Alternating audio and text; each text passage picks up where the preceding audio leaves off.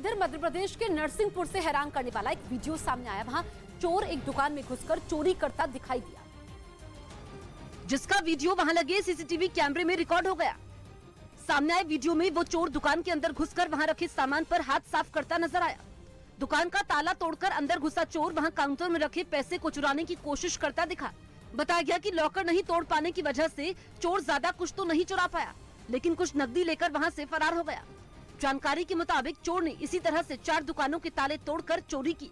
इस बीच ईरान में सरकार विरोधी प्रदर्शनों में 500 से ज्यादा लोगों की मौत का दावा किया गया। अमेरिका की मानवाधिकार से जुड़ी एक संस्था ने यह दावा किया और बताया कि ईरान में सरकार के खिलाफ प्रदर्शनों के दौरान 500 से ज्यादा लोग मारे गए, जिनमें करीब 69 नाबालिग थे। अमेरिका की मानवाधिकारों से जुड़ी इस संस्था ने यह भी दावा किया कि ईरान में 18,457 प्रदर्शनकारी पुलिस की हिरासत में हैं, जिनमें 652 छात्र बताए गए। दिल्ली की तिहाड़ जेल में बंद ठगी के आरोपी सुकेश चंद्रशेखर ने एक बार फिर दिल्ली के एलजी को चिट्ठी लिखी। इस चिट्ठी में सुकेश चंद्रशेखर ने तिहाड़ की मंडोली जेल के कुछ अधिकारियों पर गंभीर आरोप लगाए और लिखा कि उन्हें मंडोली जेल के सुपरिंटेंडेंट और डिप्टी सुपरिंटेंडेंट से जान का खतरा है। इसके अलावा सुकेश चंद्रशेखर ने तिहाड़ जेल में बंद दिल्ली सरकार के मंत्री सत्येंद्र जैन पर भी जान से मारने की धमकी देने का आरोप लगाया। सुकेश चंद्रशेखर तिहाड़ की मंडोली जेल में बंद हैं, जिसे उन्होंने खुद के लिए असुरक्षित बताया।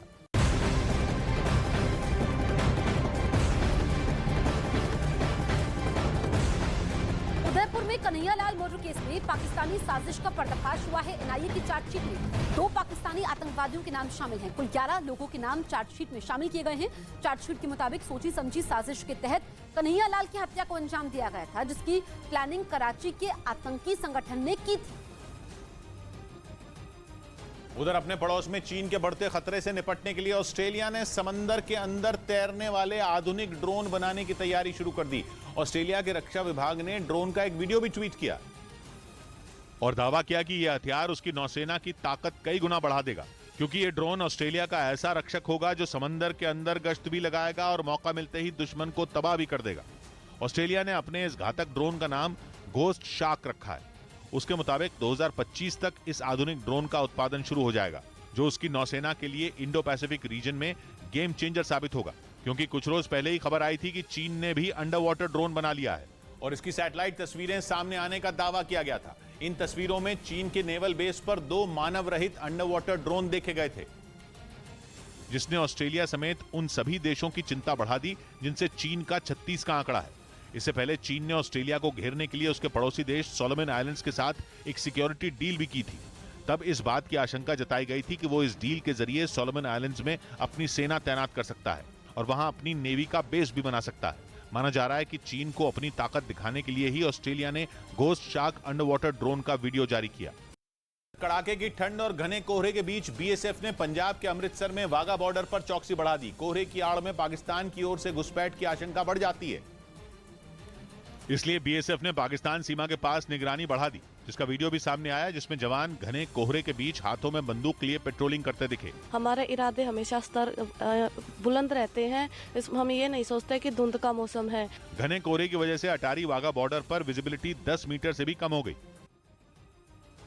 इधर उत्तर प्रदेश के जौनपुर से लूट की घटना का हैरान करने वाला वीडियो सामने आया, जिसमें एक बदमाश व्यापारी के चेहरे पर मिर्ची का पाउडर डालकर गहने लेकर वहां से फरार हो गया और लूट की सारी घटना गहने की दुकान में लगी सीसीटीवी में रिकॉर्ड हो गई। पहले बदमाश एक एक करके कई गहने देखता रहा और फिर अचानक जेब से मिर्ची का पाउडर निकालकर व्यापारी के चेहरे पर फेंक दिया। गहने की दुकान में मौजूद लोग कुछ समझ पाते इससे पहले बदमाश टेबल पर रखे गहने और अपना बैग लेकर वहां से फरार हो गया। हालांकि उसके पीछे पीछे व्यापारी भी भागा, लेकिन बदमाश को पकड़ नहीं पाया। जिसके बाद घटना की जानकारी मिलने पर पहुंची पुलिस ने सीसीटीवी के आधार पर केस दर्ज कर मामले की जांच शुरू कर दी है। लेकिन इस तरह की लूट की घटना से सराफा व्यापारियों में खौफ बैठ गया है। उत्तराखंड हाईकोर्ट ने अंकिता भंडारी हत्या मामले में सीबीआई जांच करवाने से इनकार कर दिया। इस केस की जांच एसआईटी कर रही है, लेकिन अंकिता भंडारी का परिवार सीबीआई जांच की मांग कर रहा था, जिसे उत्तराखंड हाईकोर्ट ने ठुकरा दिया। यही नहीं, तीनों आरोपियों ने भी नार्को और पॉलीग्राफ टेस्ट करवाने से इनकार कर दिया। आरोपियों के वकील ने पीड़ित पक्ष से नार्को टेस्ट कराने की मांग की वजह पूछी कि पहले वो पूरा बताएं हमें कि उनको किस चीज के लिए नार्को हमारा करवाना है। इस केस की अगली सुनवाई 3 जनवरी को होगी। राहुल गांधी की भारत जोड़ो यात्रा हरियाणा में पहुंचते ही एक नए विवाद में उलझ गई। हरियाणा कांग्रेस में चल रही गुटबाजी और आपसी खींचतान राहुल गांधी के मंच पर भी साफ दिखी। और एक बार फिर राहुल गांधी के लिए भारत जोड़ने से पहले कांग्रेस को जोड़ना एक चुनौती बन गया। 2024 की लड़ाई के लिए राहुल गांधी और कांग्रेस की उम्मीद इस यात्रा पर टिकी है, लेकिन जब यात्रा के मंच पर हरियाणा कांग्रेस के नेता जुटे तो गुटबाजी साफ दिखी।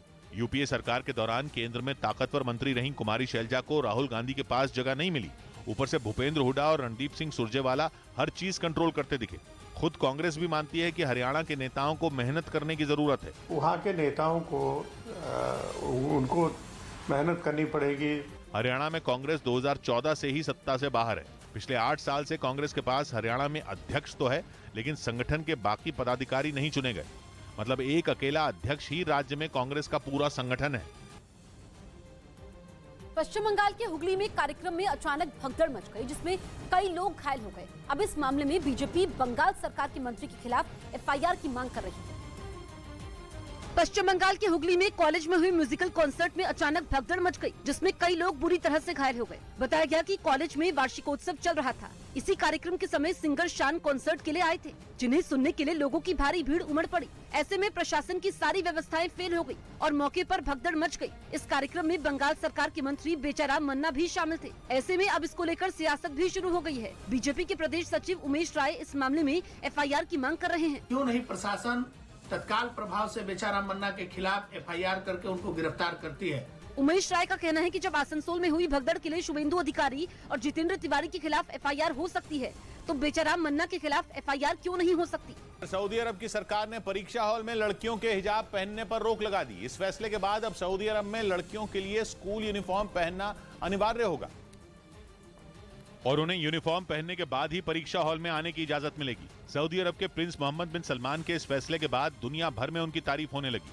राजस्थान में बीजेपी की जन आक्रोश यात्रा जारी रहेगी। दोपहर में यह खबर आई थी कि कोरोना की वजह से पार्टी ने राज्य में अपनी यात्रा रोकने का फैसला लिया, लेकिन शाम को राजस्थान के बीजेपी अध्यक्ष सतीश पूनिया ने जानकारी दी कि जन आक्रोश यात्रा स्थगित नहीं की गई।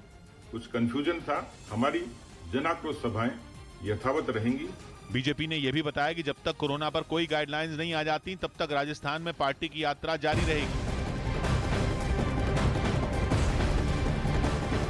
राजस्थान के श्रीगंगानगर में बड़ा हादसा हुआ है, जहां एक 2 मंजिला निर्माणाधीन इमारत का छज्जा गिर गया। मलबे में दबने से 2 मजदूरों की मौके पर ही मौत हो गई, जबकि 3 मजदूर गंभीर रूप से जख्मी हो गए, जिन्हें इलाज के लिए नजदीक के सरकारी अस्पताल में भर्ती करवाया गया है। घटना के तुरंत बाद वहां मौजूद लोगों ने मलबे में दबे मजदूरों को बाहर निकाला और तुरंत अस्पताल पहुंचाया। घटना कैसे घटी, पुलिस इसकी जांच में जुटी है। पाकिस्तान के ये अखबार अब कंगाल अर्थव्यवस्था के मुद्दे पर वहां की सरकार को आईना दिखाने लगे हैं। पाकिस्तान की आर्थिक हालत इतनी खराब है कि वहां के लोगों के लिए पेट भरना भी मुश्किल हो सकता है।